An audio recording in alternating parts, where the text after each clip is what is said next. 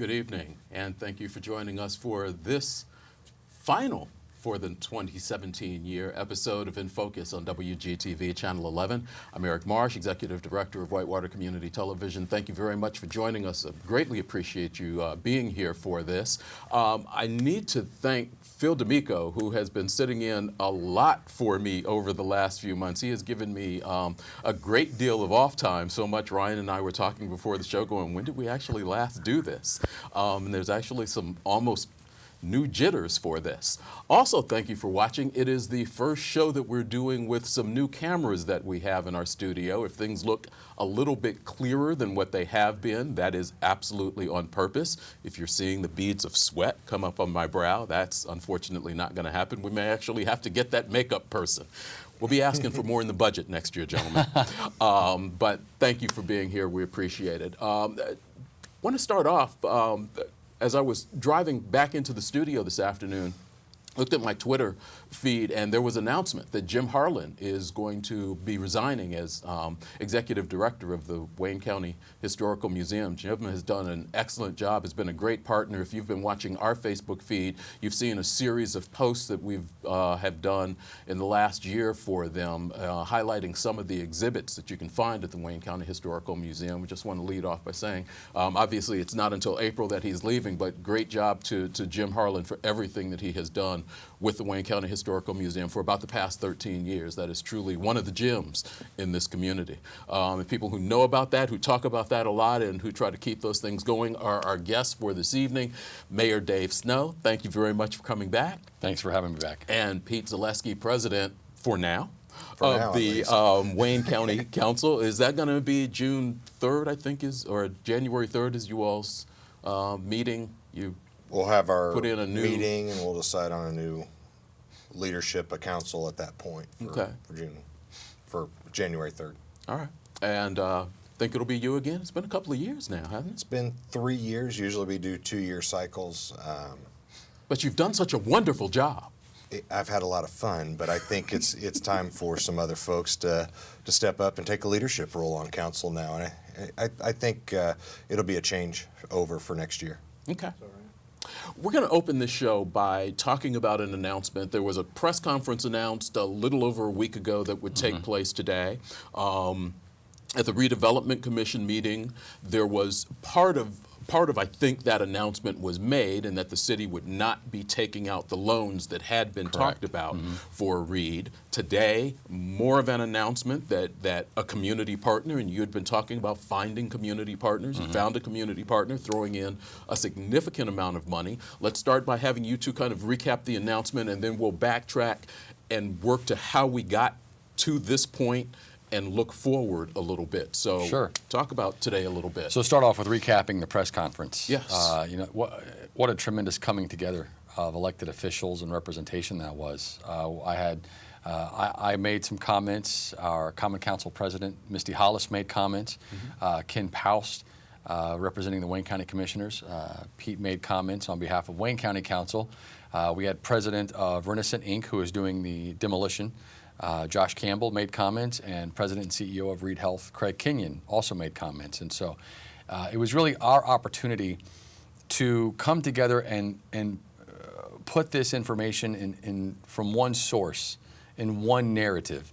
As it's been going through in little pieces, you know, a couple weeks or a couple months at a time, it kind of gets doled out to each individual media entity, and it gets kind of told in a different way. Right. And we really thought that it was important, and the credit really goes to Pete. It was really his original idea, where he said, let's call a press conference of everyone so that we all have an opportunity to share this moment and bring this into one cohesive narrative so we can really tell our story of how we did this together. And I think today should be a lesson that floats all the way up to Washington, because yeah, good luck with that. You know, if Washington could see that here we put it all aside and we work together, this is what we accomplish, and that's the expectation. It shouldn't be the exception.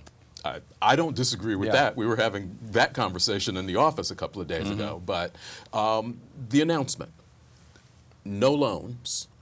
The loans that were being taken out, and there were 2 loans basically being taken out, one 20-year no interest and another one at 2% Correct. interest.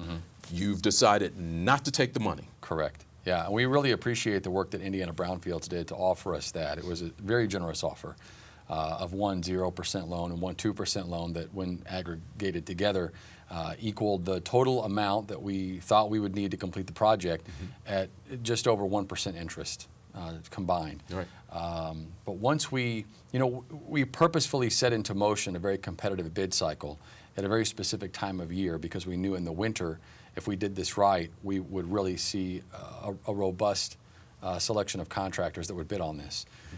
It all worked. And so when over 50 companies placed their bids, they knew it was competitive. It's at a time of year when they're not doing a lot of work.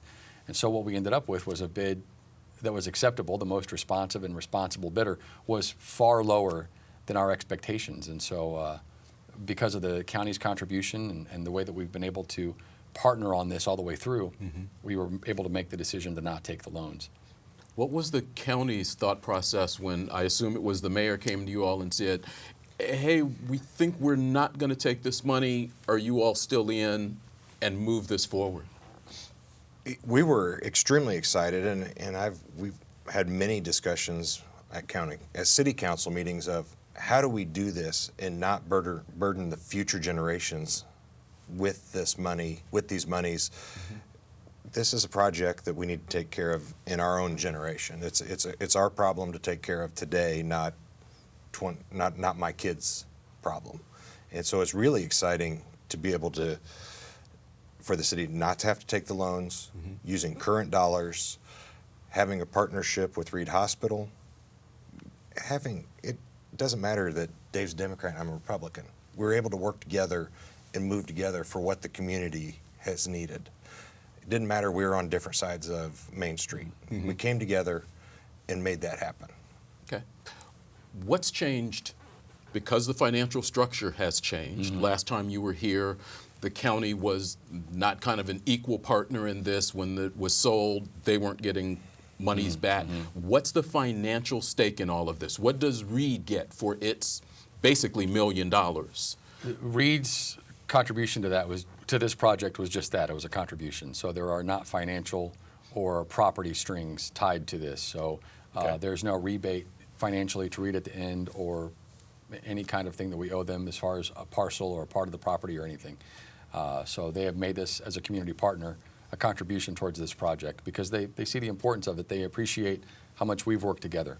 And that was the intention from the beginning. If you go back a year to when my administration went to county council and asked for a partnership to create the hazardous material survey, that was our first bite out of the elephant. That's where we had to start. And so we decided right then, if we can all stay on the same page and do this together, then when we seek community partnership, it will mean so much more when we're all at the table together to make that ask. And we achieved that. We made it to that point where we then approached Reed and said, this is what we'd like to see. And Reed said, it's important to us as well. And the fact that you're all on the same page means a lot to us. So let us be a partner and help with this. And so it's a great win. Because the finances have changed, because what the city is paying back is not stretching out over 20 years as it was. Has the financial relationship changed, or is the city and county now equal partners as far as the ownership of this particular piece of land? We're still operating under the same interlocal agreement that was created for the $1.42 million contribution. And man, I'm going to try to rattle off the caveats within that. My goodness, if you can remember, Pete, help me out. But it was that the city would not pursue consolidated edit funds for land acquisition. The city would maintain its contribution to the consolidated edit fund. Correct. I committed to that through my term. Right. And then I would continue it if I continue as mayor. But I left it to be reviewed if I am not mayor January 1st of 2020. The third one was that the city would also contribute 1.42 up front, which we were able to do. And the fourth one is slipping my mind, if you remember. I'm drawing a But there were blank. four, and those were the four. And none of it, I didn't think, none of those were deal breakers, obviously. I mean, they were items that we felt were important moving forward. Contributing to consolidated edit is able to continue the programs of the EDC and what Valerie is able to do and keep that war chest, so to speak, for her and have that available. So these are all projects, all the caveats were all pieces that we felt were important and have been been around as caveats, as just understandings between county and city government in the past. From the county standpoint, not the city not asking for edit funds for land use. What is that about? Why was that put into place?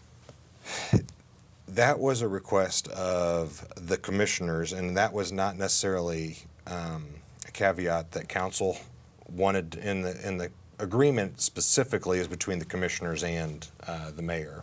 Mm-hmm. But the city has some available sources, whether it's redevelopment, their own edit funds to be able to use for land acquisitions. If it comes to a deal breaker that there's a company coming and we need to help contribute to that, we're going to be able to walk across the street. Dave's going to be able to walk across the street and know that he has friends to be able to work with. If that needs to be amended, it's going to be able to be amended. Okay. As you move forward, let's say the building's coming down, and it's going to take a year or so, depending on weather and some other things. A lot of factors, yeah. When does the conversation begin about what the city and county, I assume, as partners, would like to see with that land, see done with that land, how you'd like it to be developed? Obviously there was, and if you watch the announcement, if you're watching this live right now on WGTV, following this show, we will actually have the whole press conference and a couple of pieces of interviews that were done after that. So if you haven't seen the whole thing, it was on Facebook Live. It was broadcast live on WKBV. But if you haven't seen it, we're going to be broadcasting that live. But when does the conversation begin about what you would like to see there, and at what point can members of the community begin to say, hey, here's what we don't want there? I think we should start those conversations pretty soon. I think that our efforts were focused on, let's put this together, let's put the finances together to get the remediation, the demolition started and completed. And then once that's all gone, then we'll turn our attention to what that land becomes. But we haven't set our sights on that yet. I didn't want to put the cart before the horse. So I think now that we're going to start seeing some movement on the site, we can start in the new year to transition into visioning for what that site can be. There is still an agreement, there is still an understanding that whatever happens with this particular piece of land, it will end up back on the tax rolls, correct?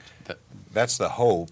I don't know how the legislation will allow us to make that a caveat for whoever would future purchase that property. But that would absolutely be the hope. And the city and the county have a pretty decent investment in that property already, so I'd hope that would be the only way we'd be able to recoup those dollars directly, would be to get it back on the tax rolls. And I know that is that's an intention of all of us involved, not only elected officials, but even I know within my city staff, City Attorney A.J. Sigmund, we've had those discussions with legal counsel. How do we pursue this in a way that ensures this property, however it's developed, ends up being a taxable property? And so that's something we're all focused on as well. You, the county, Reed, is there any conversation about trying to bring anybody else into this in any way in the future? I know there was always a talk of maybe more people, particularly when it would have lasted 20 years. Is this it now? Is the agreement done? The three of you all, basically as an entity, have covered the demolition of that. It sure looks that way. The amount that we're working with now is a high-end number that can come down as we progress through the process. But of course, you have to have the padding there for contingencies. Our original intention, was let's pursue partnerships that, when pooled together, will equal a certain percentage of this whole project. Reed's partnership, obviously, at $1 million represents 25% almost of this entire project. So this very well may be really the finances that we need. But as we progress through, if we have hurdles or we hit roadblocks, then certainly I would not be against at all seeking other private partnerships. But I think right now we're in a very secure spot. And I've talked to folks on the state level, Jeff Rotz, folks at Okra, trying to find avenues where the state would also be able to help us. And their caveats, their contingencies would slow the project down to almost a halt and make it difficult for the timeline that's already in place to be to be completed. Okay. When the site is finished, how is it supposed to be left? What will be there 18 months from now, let's There's call it. a grading plan in place, so what you should just see from 27 is flat land that will lead back to Freeman Park and the hill, and then flat on top and grass. And so one of the ideas that was proposed today on site at the press conference was, once this is grass, let's just throw a big party right here. Bring in some live music, some food trucks, and just invite the community to say, look, before we end up with something else here, let's kind of take a moment. And I think that that's important for two reasons. The community needs to celebrate that this project has been completed, but it's also an opportunity to take a moment to have some respect for what that building used to be. We've sort of gotten to a point where we've all been so fed up with the mess that it became that we often forget this is a place where we have lost loved ones and welcomed new family members and cared for the sick. And there just needs to be a time to take a moment to just have respect for what that place was and what it meant to this community before we move on. And so I do think that that's important, that we take that time in the interim. I think Craig spoke very well to that, about the volunteers, the people that have worked there, and that type thing today. And that was mostly the sentiment that he brought to it. Yeah. That there was a certain amount of respect and thought process that the Reed community had for that place, that campus, where many of them had worked for a long period of time. A lot of us have been were born in that building. Yeah. A lot of us have grieved over family members that have died in that building. Absolutely. So I mean, it absolutely needs to be a place that has shown a little bit of respect, and it'll be, without a doubt, it'll be wonderful to see it as it comes down and come back to a beautiful plot of land. Okay. What else do you need the community to know about that particular place? What else do you want to tell them as they're heading into the new year? And there's guys working in there now. The fences, if they haven't been working there if people have been avoiding that, the fence is up, and they're working There's hard. a whole crew in there working. They actually took their lunch break for our press conference because they were making all kinds of noise. They were making lots of noise. Knocking out glass and all kinds of stuff while we were there. For me, the most important thing I can convey, and I tried to, I have a tendency, Eric, to get a little wordy. You might not know that about me, but I'll take a real simple thought and stretch it way out. The thing that I really wanted to convey today in the thoughts, and I just kind of kept condensing it so I didn't ramble on forever, is as I go out and talk to community members, and we very recently did a big focus group with over 60 residents where we had people come in to talk about how do you feel about Richmond, where is Richmond, and just over and over and over again it was that hospital. That hospital just keeps sitting there. And I really meant what I said when it's been robbing all of us of the ability to look forward. When you say, what do you see for Richmond in 5 years? People say, well, we still haven't torn down that old hospital. We just keep kind of looking back. And so just the number one thing I want to convey is that it is time to look ahead and stop looking in the rearview mirror at what once was and the problems and the mistakes that all led to that. Just put it away. We're going to tear it down. We're going to move on. And so what now? What now when a whole community can finally look ahead for this city and stop looking back at that mess? That's a really big deal, and that's the number one thing I want to convey. So thanks for letting me say it as wordy as I wanted to in the press conference. I appreciate That's why you that. come visit us. Thank you. Yes, I appreciate it. Wasn't there, in a community, will actually be able to see the progress of the demolition on a fairly regular basis? You were sharing that. That is correct. Yeah, Yes. we really didn't get into that up there, but Renaissance is providing a website where they flew a drone over it today. They're going to provide time-lapse photography, video feed, pictures. The URL is not very user-friendly. I highly appreciate that they're doing it. I thank them for that. The URL just isn't a user-friendly URL, so we're going to find a better way to channel citizens into that website. And we're working on that right now, how we can maybe embed that into our website or something to make it easier. And then everybody will just be able to follow the progress. And we'll probably do some of the same thing. Ryan and I were in conversations with them about we'd like to, the same way we did when Elstro Plaza was being built, every week or two we drive by, grab a little footage. So we'll be sharing that footage with them also, so we can share it in some other ways so people can see as things go by. And they're excited. The communications director was there and handed me his business card.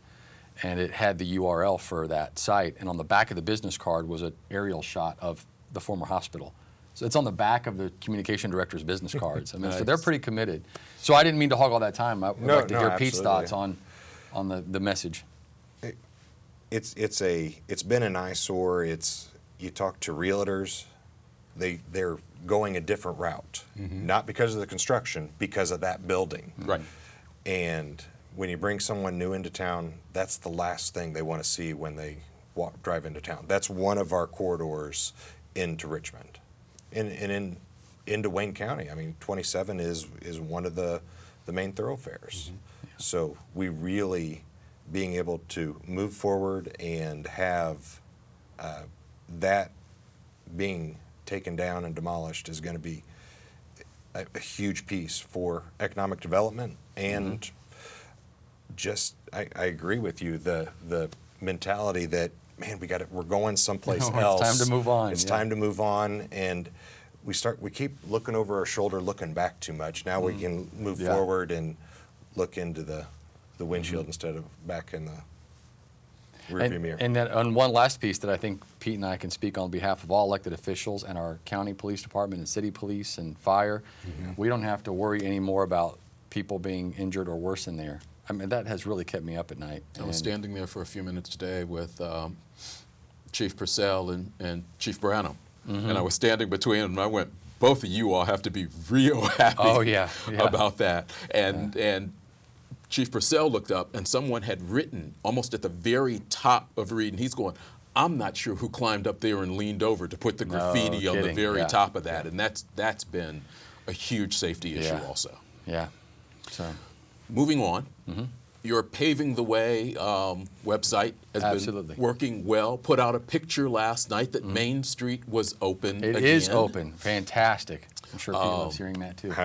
Drove through that. I'm going to ask you to kind of wear two hats. One as a county council person, but also as a business person down there.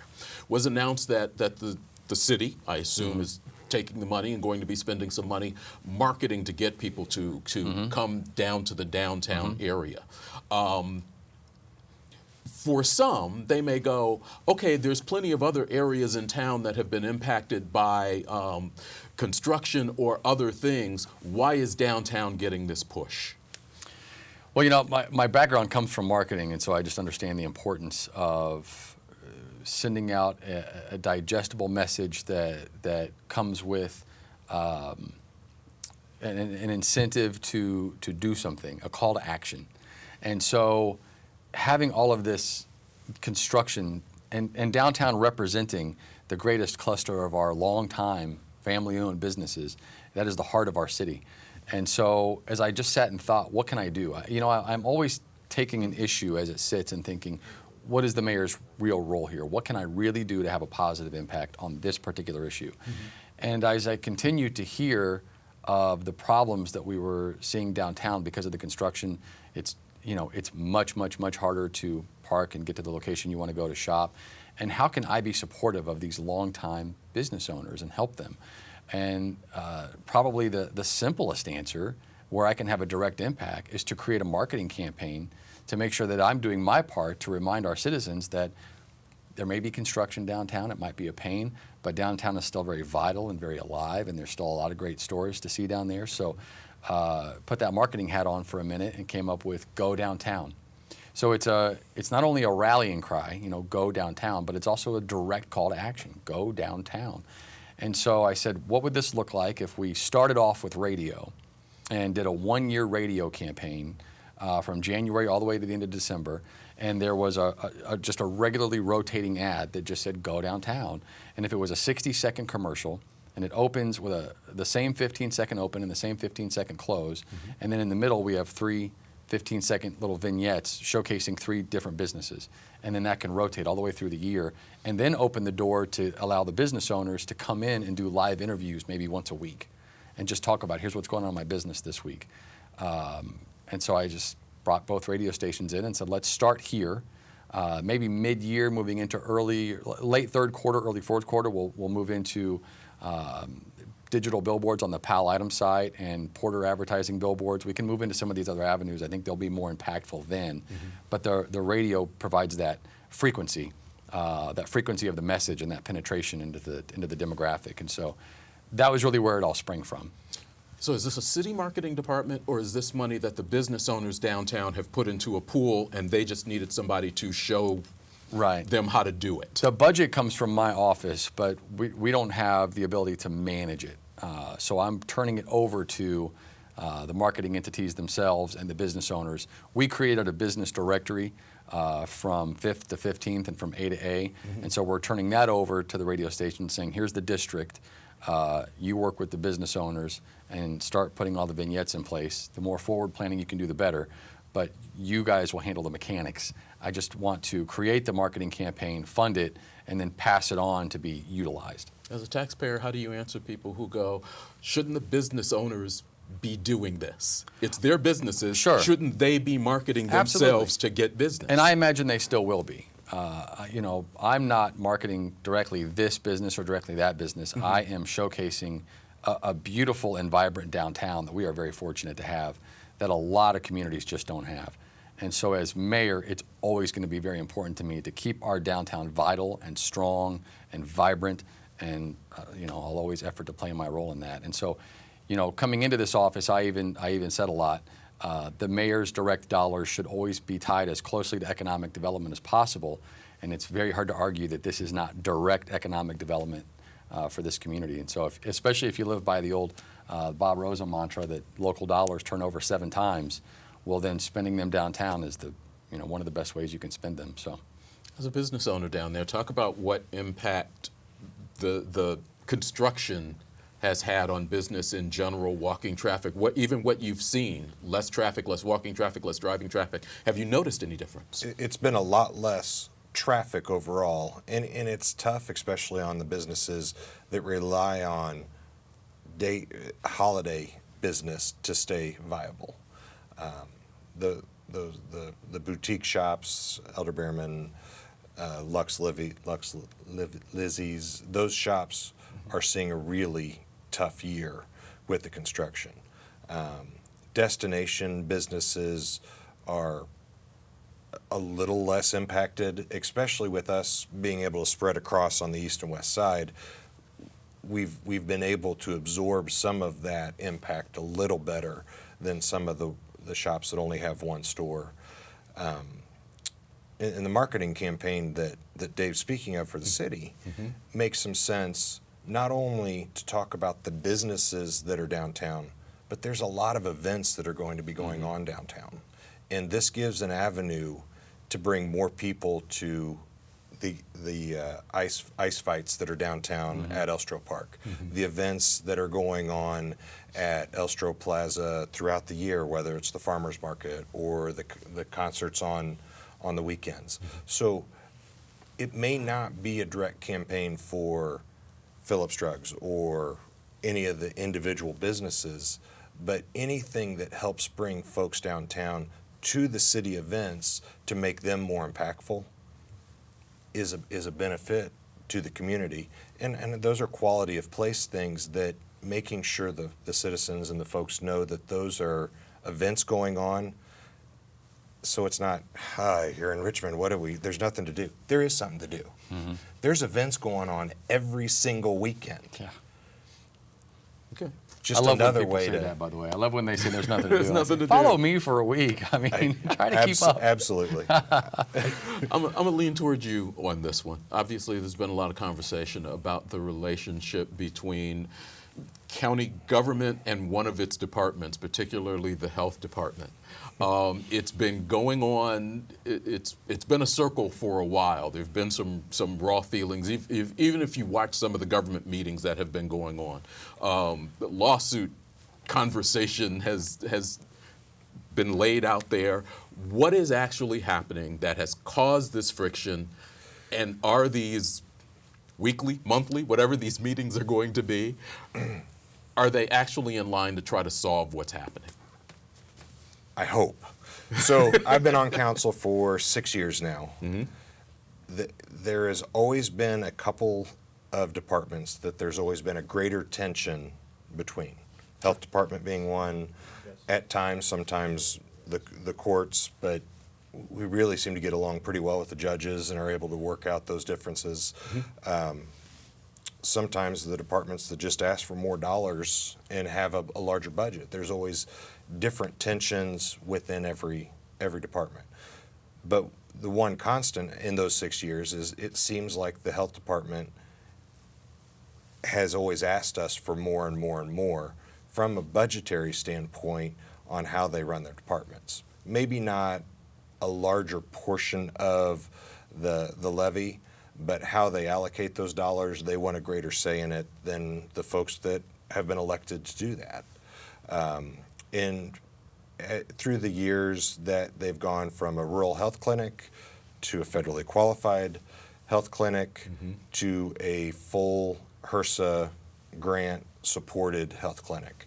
And each of those changes has required increased federal government, state, federal government regulations on the health department, and it increases the tensions that we have with them and they in turn also have with us. From my standpoint, I want as much transparency in where the dollars are. So if there's an expense, I want the revenues to follow the expenses, and if it's all in one budget, I'm able to see that. And it's simple to see that, and I think it's easier to follow. Sometimes that's not always possible, and even though we want to go down that route of the dollars following the expenses, we may not be able to go completely down that route because of federal requirements and statutory restrictions. Is some of this due to the fact that there may not have been a complete understanding of moving the health department to this federally qualified health status, that some things weren't understood, weren't explained well, whatever the case may be?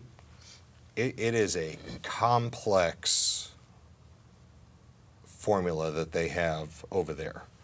And it has been explained on multiple occasions, and I would say that they've done as well as they could at explaining it, but there's always pieces and nuances to it that are so different from any other county government department. It's much more closer aligned to a business, and if I were to run my business exactly like county government, it would be impossible in trying to fit a square peg into a round hole, so to speak.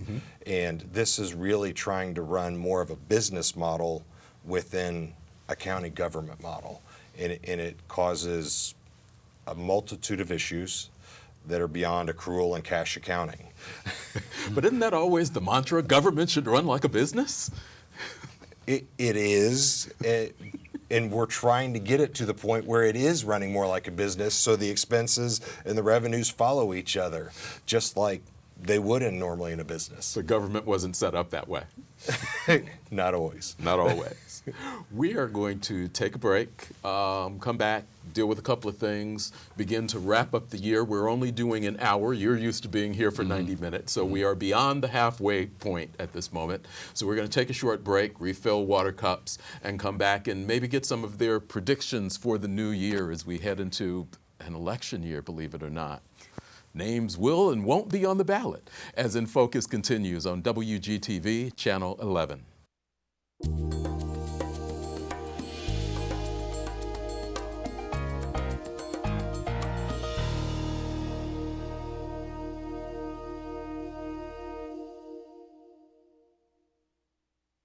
The wellness team would like to offer you some healthy tips this holiday season. Bring your own healthy dish to a gathering. Wait 20 minutes before going back for seconds. Practice moderation.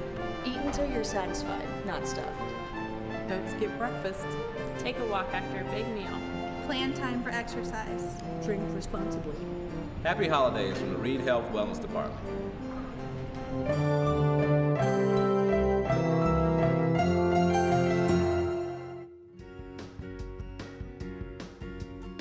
Hi, I'm Rachel Hughes, host of The Third Sector. Join me this month and my guest, Mary Walker from the Wayne County Tourism Bureau. All of these, a variety of these artists that actually recorded here. It's really fascinating to put that connection, because we don't think about that. The Third Sector airs Thursdays at 8:30 on WETV, Channel 20. I made myself a snowball, as perfect as could be. I thought to keep it as a pet and let it sleep with me. I made it some pajamas and a pillow for its head. Then, last night, it ran away, but first, it wet the bed. Happy holidays from First Bank.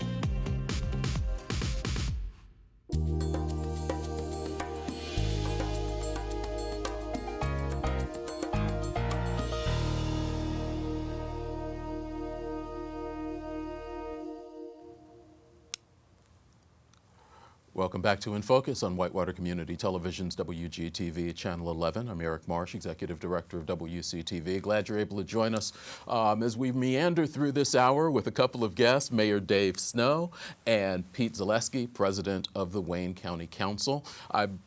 Not to exclude you, but I'm going to stick with you for a minute because county government has. So you've done your thing, huh? Yeah, that's fine. Take your time, by all means. County government obviously has been in the news for a number of different reasons. Salary is one of those things. There is a salary review that is going on that will take place, I believe, throughout all of the departments in the county. Is that correct? That is correct. So we contracted with an organization, Wagner, Irwin and Associates, this fall. They're doing a review of all our salaries, looking at, are we in line with current market on those salaries? Are we in line with other government units? And also, if we're looking at a like job in another department, are we common in those jobs? We most recently asked that group to bring the Sheriff's Department into that discussion early. We have It's been seen a conversation that Sheriff Kappa has had out there for a period of time that he felt like his starting patrolmen were low.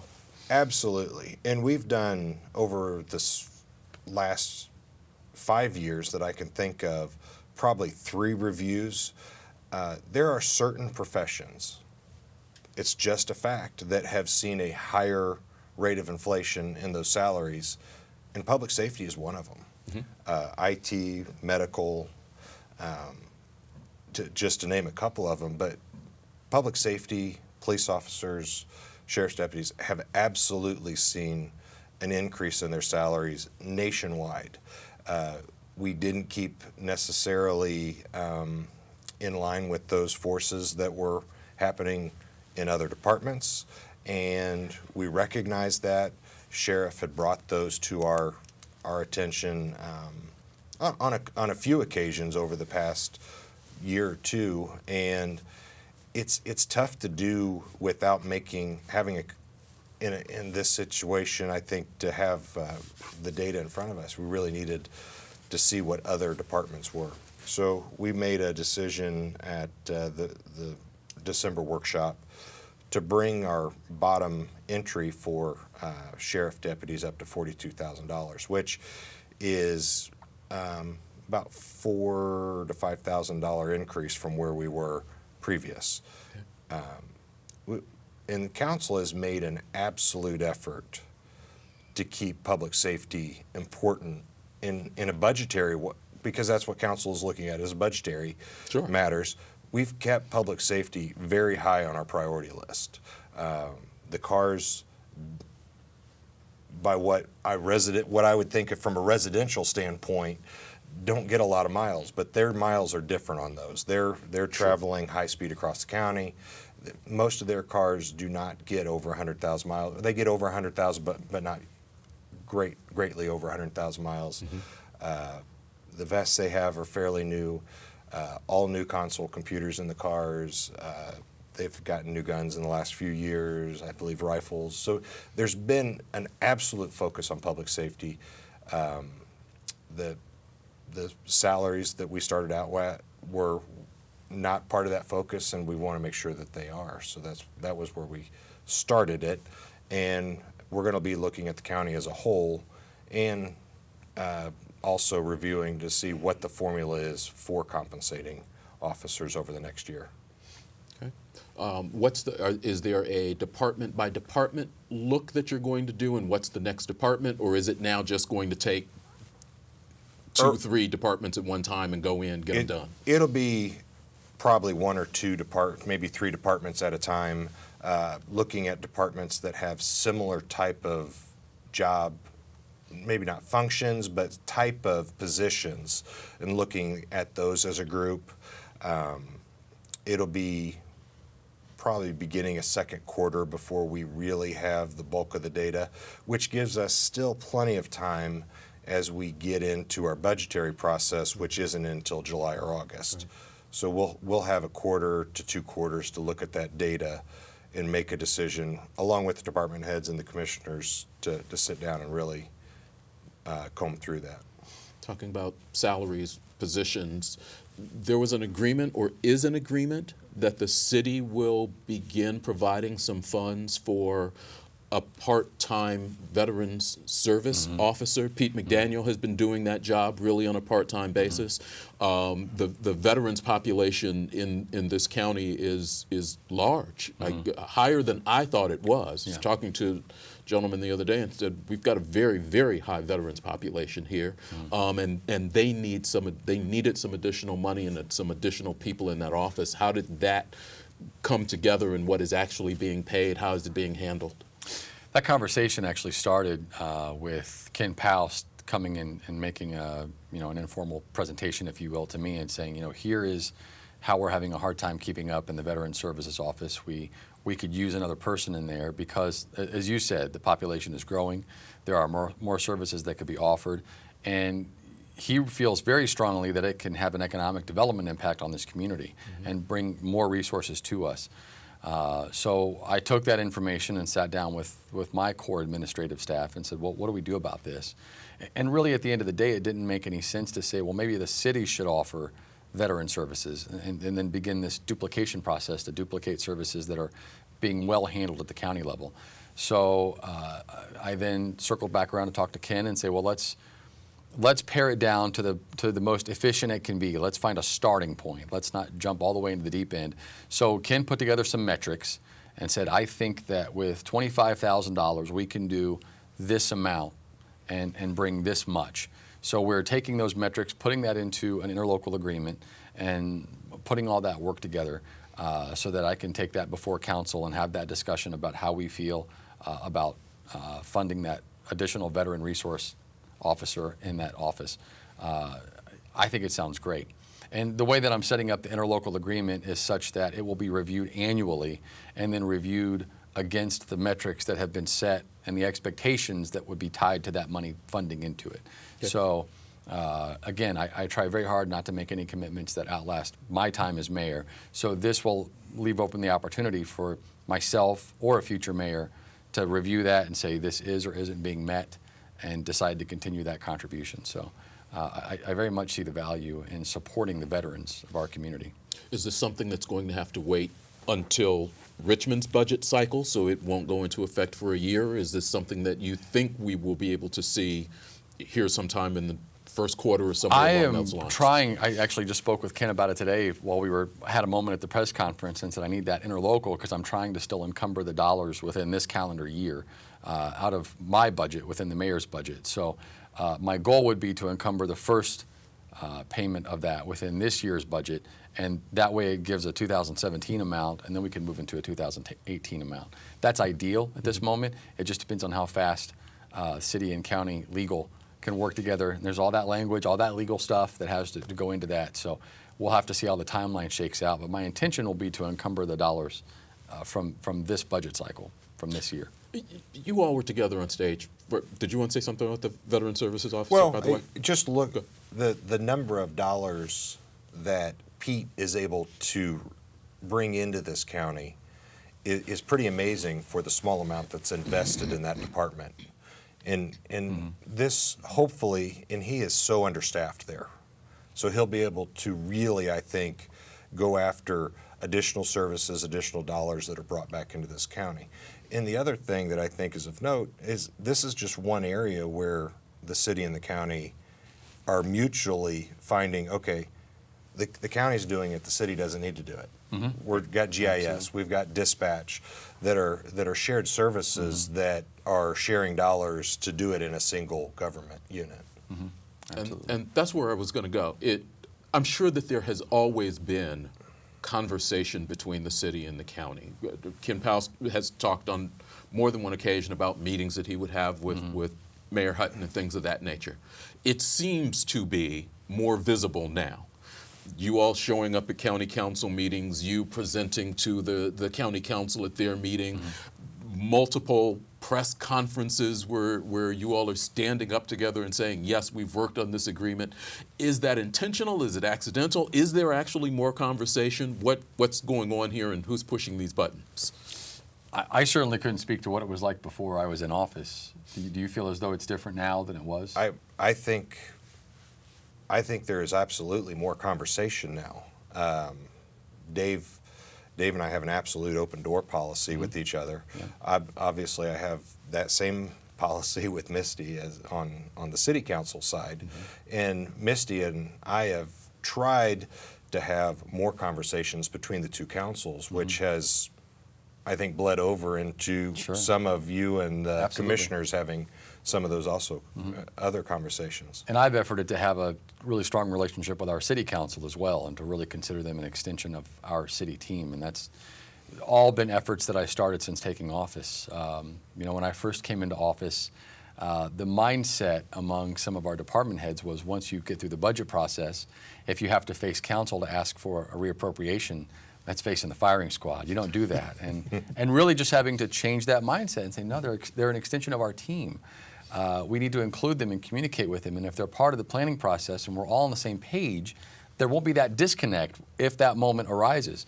And in working with the county, I came into this office with a mindset that I realized in a lot of cities in the past, there was a disconnect in a lot of cities. Cities sort of siloed up. We are this city. You're county government. You stay out. I think in today's economy, the cities that are successful are the cities that understand the relationship between the city and the county and the region. Because our success is symbiotic.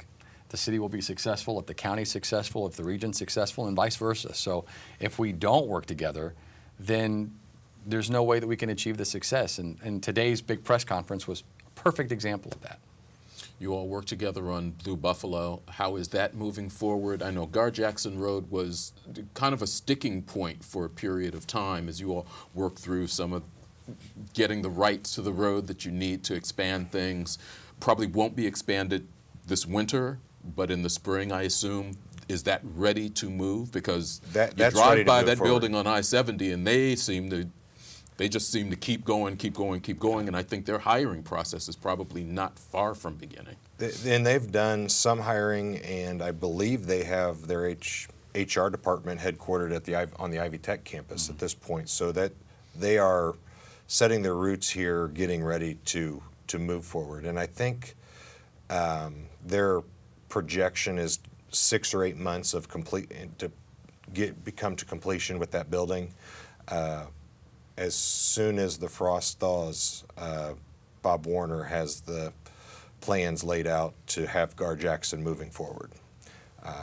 The sticking points that were there with property rights, with the utilities, there's always a timeline that each of those have to go through, and we've worked a little bit difficult timeline this year, but I think we're going to be able to move forward and have that done by the end of next year. The conversations that have been had between city, county government, are those conversations working a way into another area? Education has been something that has been talked about in this area a great deal. You've pushed it, whatever certifications need to be gotten for jobs like Blue Buffalo or others. Are you all having the kind of success communicating with those in the high school level from a government standpoint, and as well as the higher institutions here in town, with how you all can help them achieve, how the students can achieve, and where we move things along? Because that's the next step in this picture when Blue Buffalo opens up. Do we have the workforce that can fill the positions that they have so you can attract that next, whatever that next business is? Because if they can't fill those positions, Valerie's job at the EDC becomes that much harder, because when she's talking to other companies, they go, we can't fill what you have here. So some of that is the education, the certification. Are you all having those conversations also, and are they going well? The relationship that I have with the directors of each individual educational institution, the relationships are great. We stay in frequent communication. Some of the conversations we have about what I can do as a mayor to help facilitate the connection to those educational pieces, they've been conceptual. We haven't laid down any concrete plans, but we definitely have a good working relationship and have talked about how, other than sharing each other's message. You know, as Chad was out talking about next level program through Ivy Tech, I tried to do my part to help spread that as well. That's a tremendous initiative. So, you know, outside of just helping each other spread the word, of course we've had the conceptual discussions about what I can do to play an even stronger role. We just haven't locked that down yet. But do we see the importance of it? Absolutely. But I want to make sure that I'm having a direct impact on that in the most effective way that I can moving forward. What does that look like from the county side as you all think about the employment opportunities that are here and how government can assist in that role? Well, it's important that the educational institutions, whether it's the high schools or the Ivy Tech or the IU East or the Earlham, that those are successful in this community. As they're successful, so is our economic development. They're really the driving force. So how do we support that? There's been a discussion within the county. It is in much of its infancy at this point, but hopefully we can move it forward over the next 8 months and start is the food and beverage tax, and I've been supportive of that, and that's kind of strange coming from the guy that is usually the more conservative and doesn't look at those things. But we've got to get our folks ready for the jobs that are out there. We have a ton of jobs available, and our workforce doesn't have the certificates or the accreditations to move into those jobs. How do we do that? Wouldn't it be great if we could look at every high school freshman in this county and say, even if you can't afford to pay for college, the last dollar in would be these dollars to be able to make sure you at least get 2 years of certificate training, your 2 years of education to be able to move forward. So we changed the narrative from a K through 12 to a K through 14, and it's not a new program. There's Communities of Promise out there, the Tennessee Promise. Shelby County has a program that has maybe 2 years under its belt, and then some smaller programs. New York has a program, a couple programs in Michigan. So we're not trying to rewrite how these things are done. We're taking models that are currently in place and working. And I think if we're able to get funds to be able to have the folks educated, to be able to get the certificates they need, or whatever level of education is needed to fill these jobs that we have, I think is important. I recently attended a conference where Governor Holcomb spoke and said something very impactful that I've just carried with me since, when he said, we are now closer to 2050 than we are to 1950. And so a good portion of the jobs that third graders will hold when they graduate don't even exist yet. And so it really puts an emphasis on the training. And it really was the driving force behind pushing the next level program. So it's just something we have to keep in mind all the time, and what we're doing to drive that educational piece to make sure that everyone's ready for the job market that's around the corner. and I think it's important to point out this skills gap, or whatever we want to call this, is not a Richmond, Wayne County issue. This is a national issue. This is something that's being seen from coast to coast. How do we differentiate? How do we change the narrative for Richmond and Wayne County to differentiate us from not only the counties that are surrounding us, but all the areas that we're marketing this area to, which is now, when we look at economic development, we're marketing against communities across the United States. So how do we change the narrative and give us a step ahead of all those other communities? Okay. We are, believe it or not, out of time. Before we go, want to give you gentlemen a chance to wish happy holidays, Merry Christmas, whatever it is that you all would like to do. Hopefully you have some wonderful plans for the holiday. You know, my wonderful plans just consist of spending time with my family. Nothing major, nothing grand, pretty low key. But for me, I'll give Pete the final word. I just want to thank everybody, the Richmond City team, our Richmond Common Council, County Council, County Commissioners, the citizens, this community. It's just been an amazing year. I mean, all of these successes that we're seeing and all this positivity, I'm seeing the tide turn. You know, I'm seeing people get excited about what we're doing as a city and what we're doing as a community, and there's just this real feeling of everyone being on board, and it's great. So I'm always careful not to stand up and grab my lapels and say, look what's happening, because it's everyone. It's everybody doing this. So just thanks to everyone that's been so positive. Let's keep it going, and I wish everyone a very Merry Christmas and Happy Holidays with your family. All I can say is Merry Christmas and Happy Holidays, and thanks for the year that we've had, and hope a good year moving forward into next year. Thank you. I appreciate you both spending this evening with us. Thank you, Eric.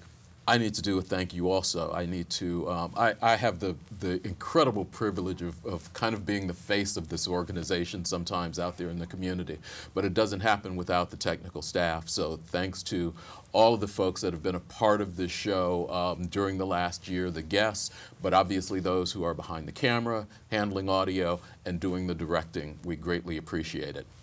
Everybody here at WCTV wishes you and your family a very safe and happy holiday season. We are going to be taking a little bit of time off.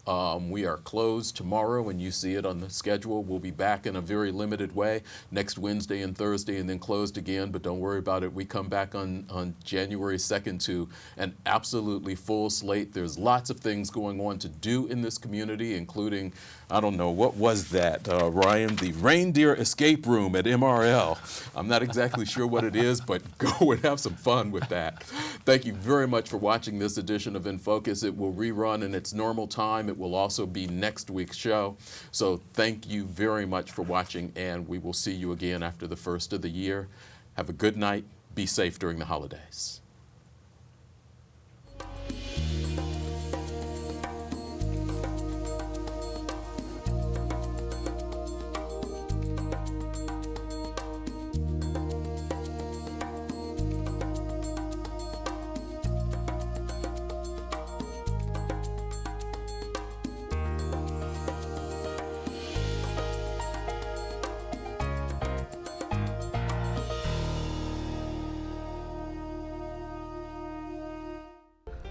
It came without ribbons, it came without tags, it came without packages, boxes, or bags.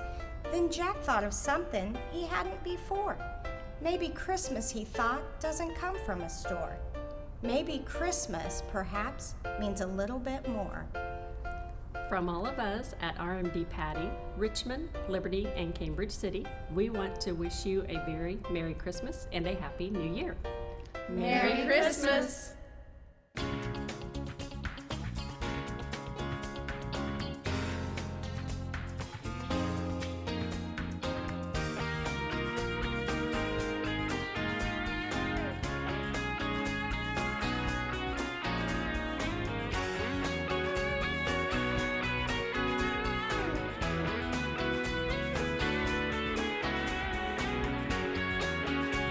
You are watching Whitewater Government Television, Channel 11.